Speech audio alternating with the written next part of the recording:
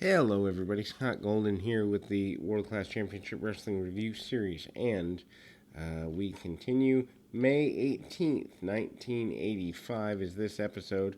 Continuation of a match that you kind of have to follow the last episode to understand. We rejoined the 12-man tag team 3 out of 5 falls tag match with multiple falls already down. It's a hard match to follow.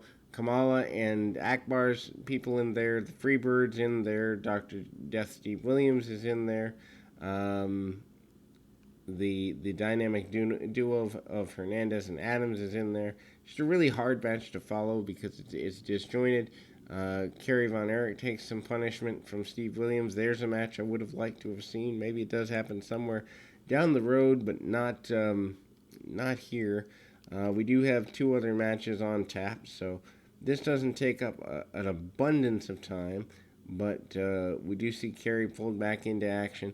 We also see double teams abound throughout. The Freebirds still work together as a cohesive unit. Of course, Gordy, Hayes, and Roberts, such a major part of 1983 and well into 84 during this time. Kerry Von Erich looking at his best or near his best in this. Kevin will be facing Ric Flair later in the evening, although they talk about Flair not being able to wrestle in the 12-man earlier in the match, so I don't really quite understand any of that. This was just poorly done. Bulldog out of the corner from Buddy Roberts, and there's a roll-up here. The referee... Keep in mind, all of this is done in 2 rings. Probably the worst thing I've seen from World Class is this. Mike Von Erich getting a snapmare on Kamala isn't that believable either. But him pairing off with Buddy Roberts wasn't so bad. Match goes on for several more minutes, and finally, David Von Erich gets the victory. This leads to his... ability to go and capture a Lincoln from a local Lincoln dealership that Fritz had as a sponsor or whatever may have you.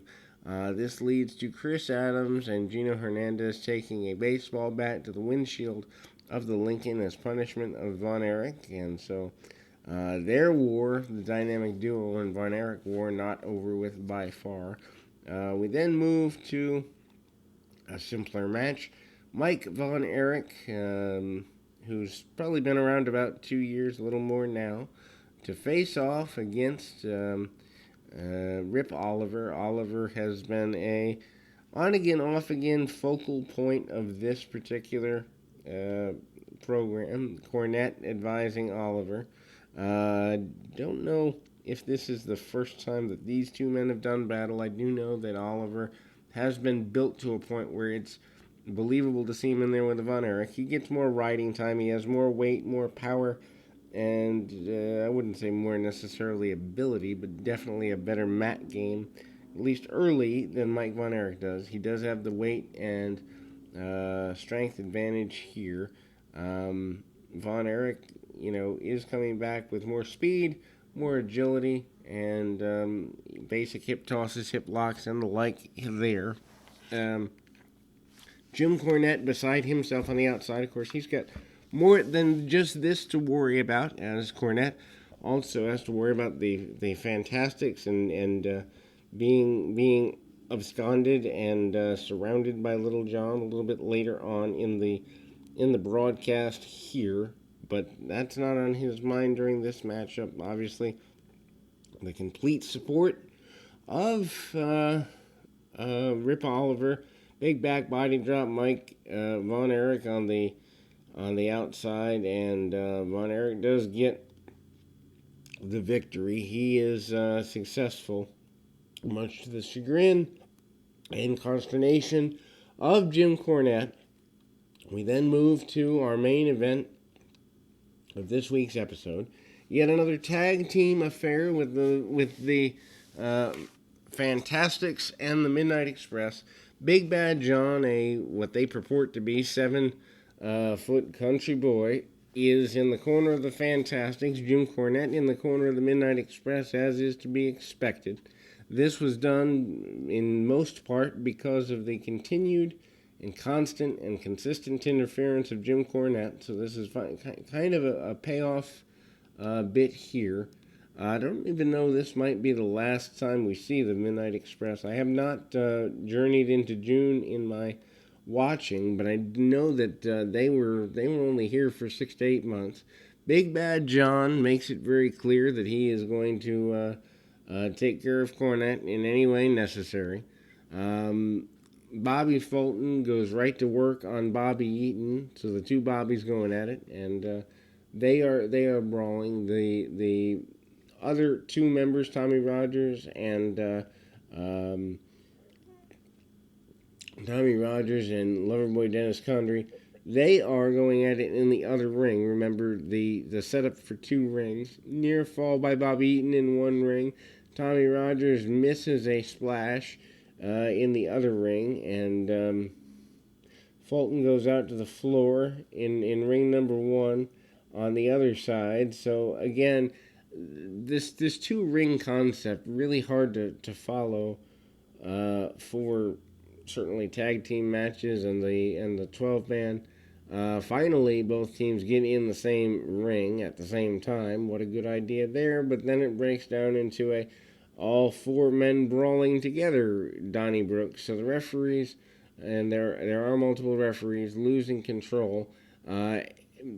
Paired off as Fulton's and Condrey for a while. Bobby Eaton comes in to break up a pinfall. Tommy Rogers hits a series of drop kicks on Fulton. Not on Fulton. That's his own partner. They do not break up the Fantastics here. Instead, on Condrey for a while. Fulton on the top rope with a top rope drop kick, which is expertly done, and he does not get the victory quite off there. Cornette is beside himself. There is a chair brought into the ring. Ref is pushed out of the way, and I guess the ref allowing some leeway. The match not ended with the use of the chair. So that's got its own chaos going on, and the referees finally do wave it off. That is as a direct result of the dissatisfaction of Jim Cornette, and we kind of move on to the continuation of the brawl. Somewhere they might have made this a no disqualification type affair, a street fight type affair. This is not clearly defined in the weeks running up to it.